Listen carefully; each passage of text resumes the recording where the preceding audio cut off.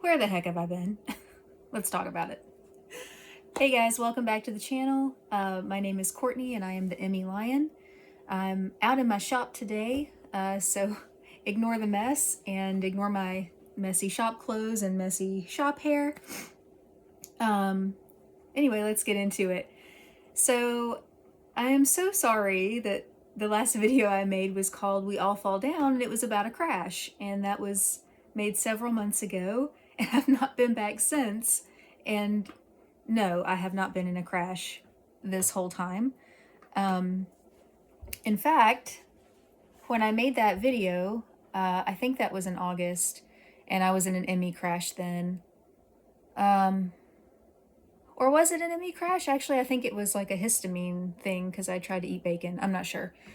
Anyway, I made a deal with myself while I was in that crash to see if I could make it an entire year without having a crash. And so my husband and I talked and tried to figure out a way that we could kind of restructure our life where just the daily obligations weren't making me crash and things like that. So I've actually not had another Emmy crash since August. So doing pretty good on that front. As you all know, I've been doing the carnivore diet, and a large, well, part of that time I was doing the lion diet as well, which is just beef, salt, and water. I made it, there's 52 weeks in a year. I made it 51 weeks doing the carnivore diet, and I would have stayed completely on it. I was having really great results, and it pretty much helped everything, all my symptoms. The one thing, though, that it didn't help, which actually seemed to get a lot worse, was my POTS. That's postural orthostatic tachycardia syndrome. And that just got so out of control that I was kind of back to, like, it almost felt like being back to square one with like Lyme, and when my Emmy was getting so bad about 7.5 years ago. So I couldn't get out of bed. I couldn't hardly stand up. And I've talked to you guys a little bit about my POTS, how it was, getting a little bit worse. It just got to the point where I couldn't function at all. I would, even like trying to sit up in bed or change positions in bed, I was starting to feel out of breath and like my heart was running away. And so I thought, well, and it didn't matter how much I hydrated, I'm doing electrolytes and all that stuff. It didn't help. So I decided to add in a few carbs just to help me hold on to some fluid. Most people are trying to lower their blood pressure and lose weight and all of that kind of stuff. And I'm in the opposite situation. I'm trying to put on a little bit of weight, and I'm trying to raise my blood pressure. So anyway, I added in a little bit of white rice because it's easy to digest. I have inflammatory bowel disease as well, so I have to be careful on the fiber front. I'm doing about a 1/4 cup of rice a day, and it's helping.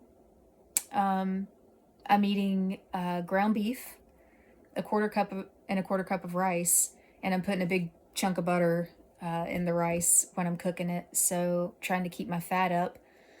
I'm taking that Hist DAO supplement because I'm eating so much ground beef.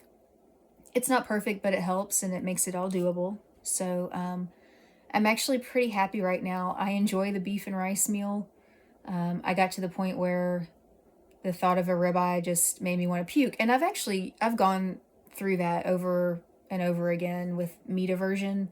I know some people don't get it, and I would get it and then it'd go away, and then I get it and it'd go away. And so I don't know. But right now that's what I'm doing. Ground beef, a little bit of white rice, and a bunch of butter. And I'm feeling really, really good. My POTS seems to be under pretty good control. It's not perfect, but I think the highest I'm seeing my heart rate get up to right now is like 109. Um, and that's just, if I've been standing for a while.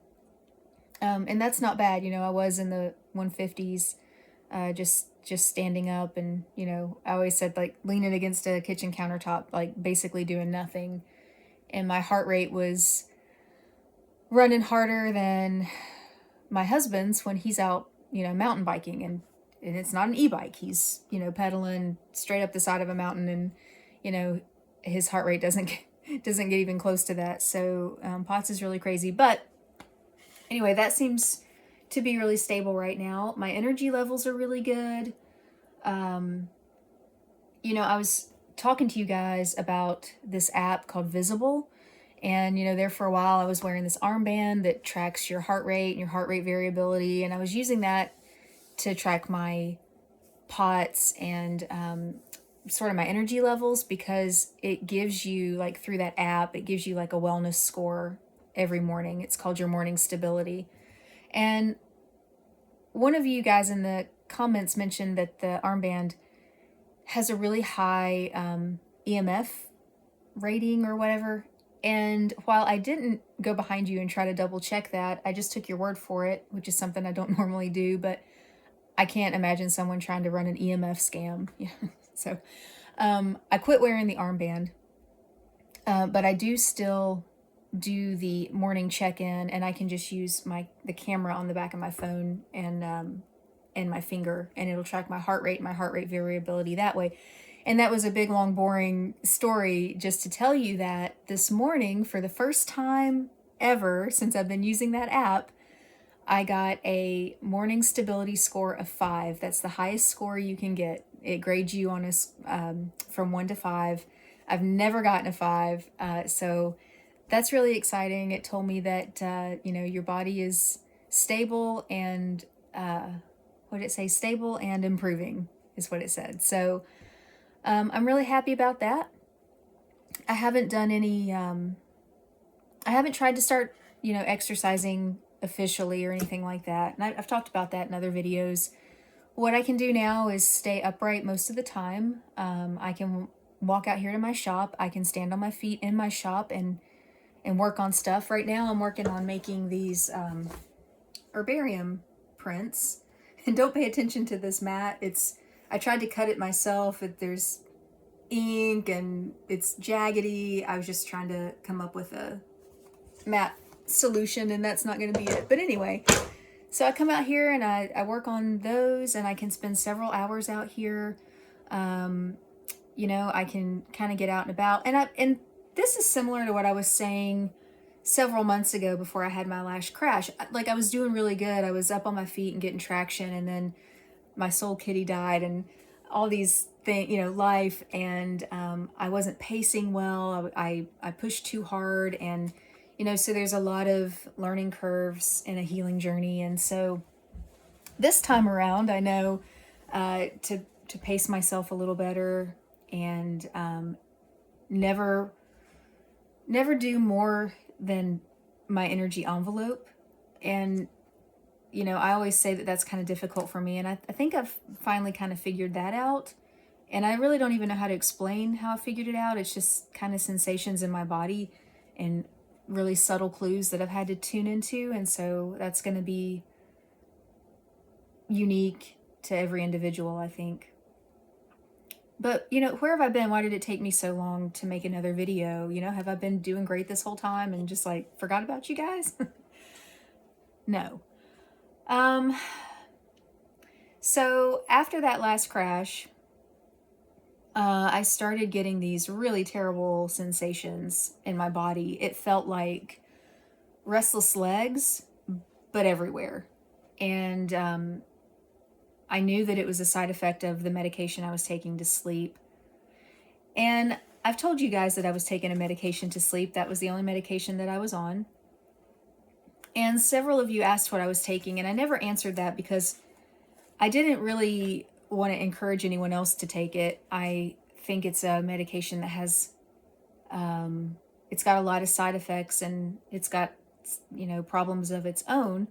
If you need it, you need it, and so, it is what it is. But I decided to try to wean myself off of this medication. The medication is called Seroquel. That's the brand name. The generic is quetiapine. It is an atypical antipsychotic.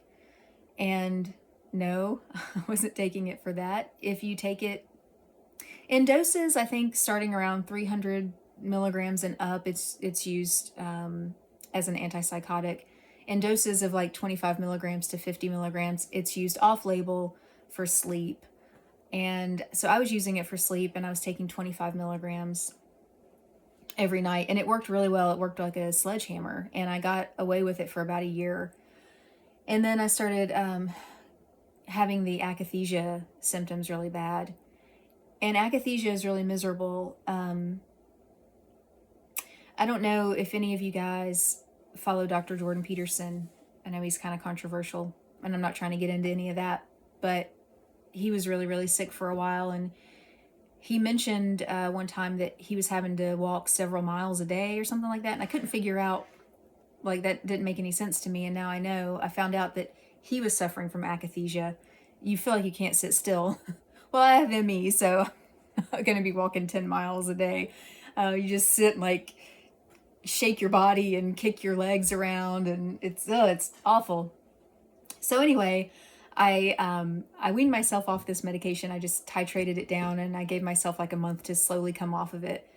My doctor said it's a really low dose. You don't really have to wean off of it, but my body is weird, and so I just played it safe and weaned myself off. So the akathisia, for the most part, is gone, but I am stuck, it seems, like with restless legs. So I don't have that feeling all over my body anymore. It's just concentrated in my legs. And it sucks. It's so miserable. It really affects sleep. It starts creeping in the evening. If it's a really bad time with them, it'll start as early as like 4 p.m. and not let up, until the next day. If it's, if I'm having a better day with it, maybe my legs don't start bothering me until around 10 or 11. And some nights they don't bother me at all. Every once in a while they just don't act up, and I don't know why, that it's there sometimes and other times it isn't. I know that, Michaela said that when her dad, Jordan, completely cut out all the carbs, his akathisia and all that was gone, and he was functional again. And I think she said like 6 weeks, or maybe it was 6 months. I can't remember. But, I've had to introduce carbs back in, and I just know, I think I'm going to have to settle for some imperfections for now anyway, and probably forever. I'm 42 years old, and I really don't know how 42 is supposed to feel, because I have felt so bad and older than I should for so long.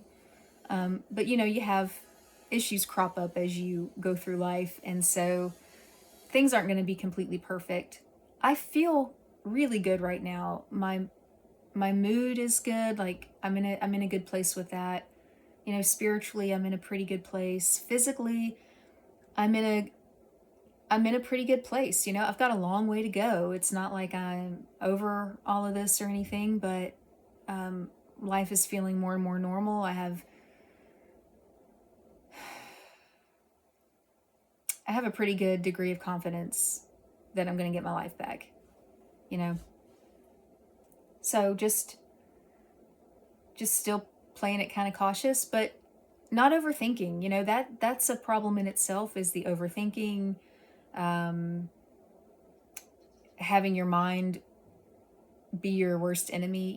If you've overdone it, or you ate something you weren't supposed to, or you're having a bad day, if you dwell on that, and that makes it worse. You're still sending out those signals, to your body that things aren't safe, things are not okay. And then, your brain is staying in that sort of hypervigilant state, maybe a fight or flight state. I think that there is a degree of a cell danger response with this illness. So getting your nervous system to calm down is a pretty big key to recovery. And that's where you hear things like brain retraining programs. And a lot of you have asked me, have I done a brain retraining program? No, not officially. I haven't signed up with anyone and done any structured course. I've just been trying to, on my own, and through counseling, just come up with better coping mechanisms. Um, my spiritual life has actually been the biggest help, I think, in this area of calming my nervous system down. There's a scripture in the Bible that says, "Be anxious for nothing, but in everything prayer and supplication." And I've heard that most of my life, and it never really sunk in. But be anxious for nothing. Okay, it just like it clicked one night laying in bed. Be anxious for nothing. Be anxious for nothing. Don't be anxious about this healing journey. Don't be anxious about the things you did in the past that you regret, that you've repented over. Don't be anxious for that. You gave it. You gave it up. You repented for it. It's dealt with. This illness, worrying about it, being really hypervigilant constantly is not good. Being like having my head in the game and being really the driver of my recovery, being very active in all of this, that is good. But I have had to kind of rein it in because I've been so obsessed with trying to research out every little detail, paying super close attention to everything my body's doing, every new symptom, and trying to figure out what's causing that and then tracing that down. And that'll make you absolutely bonkers, and it's not good. Um, I don't regret that I've been that way because I've learned a lot. And so there was a season that it was helpful, but it's not helpful in this season. This season of my journey, I need to be more just trusting of the process and giving myself a little bit of grace. Everything is not a big deal. If today's not a great day or I overdo it a little bit, I can be aware of it and give myself a little bit of grace, but I don't have to dwell on it. I don't have to kick myself like, oh gosh, you overdid it, you idiot. What were you thinking? Oh my gosh, I can't believe you did that. Now you're going to be down for days. Who knows how long it's going to take you to recover this time? And now your husband's going to have to pick up the slack and right? Okay, do you guys do that too? I know you do. So, just trying to chill out a little bit. So brain retraining, I guess so, in my own way, and it's working. I don't have any formula though for anyone to follow. It's just been a deliberate, intentional, conscious effort to stop negative thoughts, to stop dwelling, and to start focusing more on happy things and gratitude. And there was a point in my journey when I would hear stuff like this and I would just kind of roll my eyes and tune it out. Like, yeah, that sounds really good, but that's not working for me.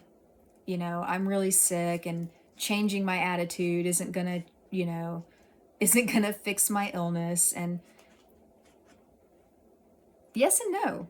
I mean, attitude is a big driver.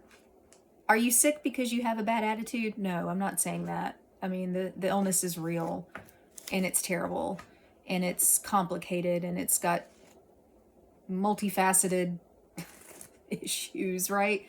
And it's a multifaceted approach to healing, and it isn't the same for everybody. And again, that's another thing that makes this so complicated. But anyway, I guess that's kind of an update on all of that. I really, really struggled with the withdrawal from that medication. It was nasty. It was months of struggling from the withdrawal of that medication.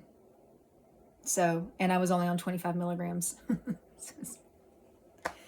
So, be careful. If you don't have to take a thing, don't take it. Those of us with ME and fibro and chronic Lyme, we're really sensitive, and our bodies don't always respond. And when the doctor says, this is a really old drug, it's safe for most people,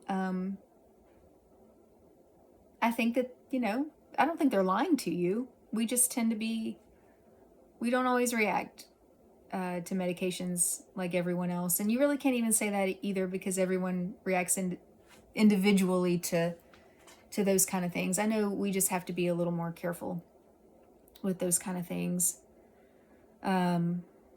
Anyway, I guess we're kind of caught up, and that's what I'm doing. I'm looking forward to spring and summer. I normally dread them because I have heat intolerance and they make me feel so sick, but I don't have that dread this year. I feel a little excited and hopeful, and I'm excited about working in my shop.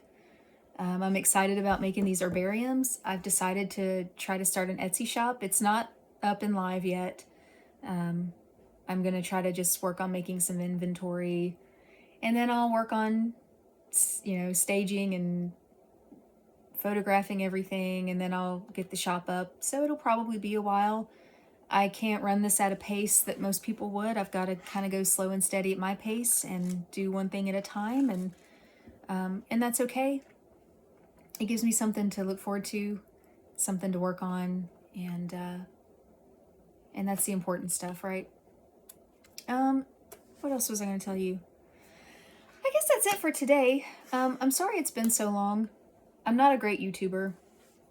I'm not someone who automatically thinks about sharing all of my details with everybody else. I'm introverted and pretty private, so when I go through all of these things, I know the good YouTubers would be like, oh, let me get my camera out and share this with my people.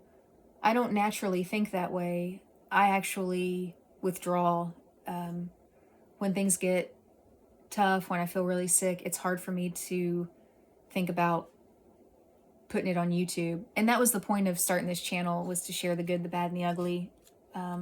So I apologize. I dropped the ball on that. It's just not my natural makeup, and I'm not giving you that as an excuse.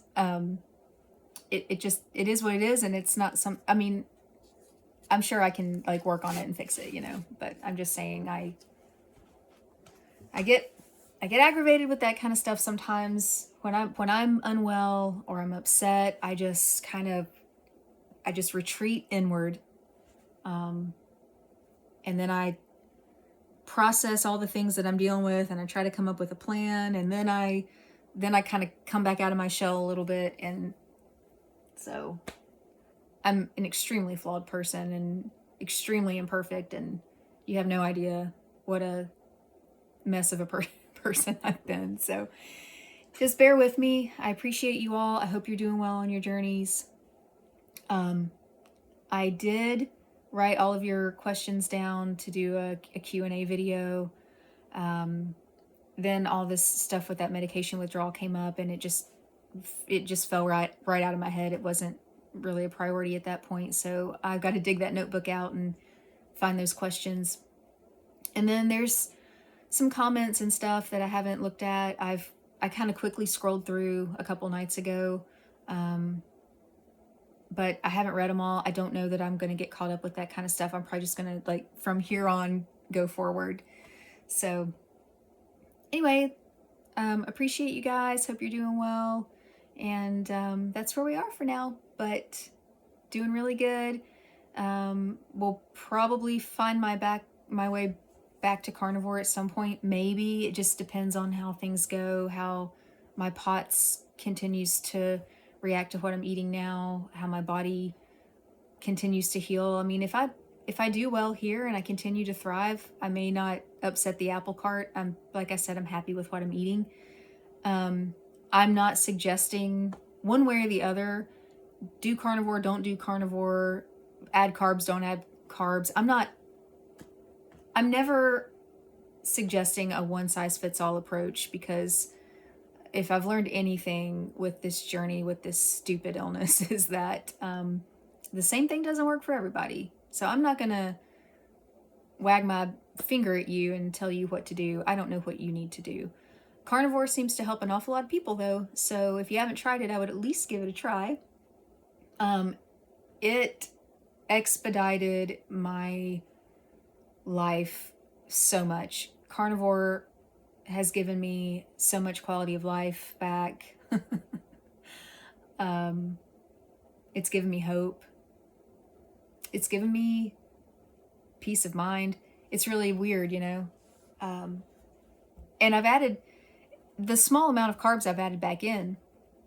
It's really funny. I feel good and it's helped my POTS, so I'm going to keep doing it for now. But my skin's breaking out a little bit. I've got the weird the itches that I used to have that went away. So, you know, it's kind of funny. And I don't know if it's just the grain or the fact that it's a carb. I don't really know. And I'm not going to overthink it. Right now, things are good, and we're just going to leave it there.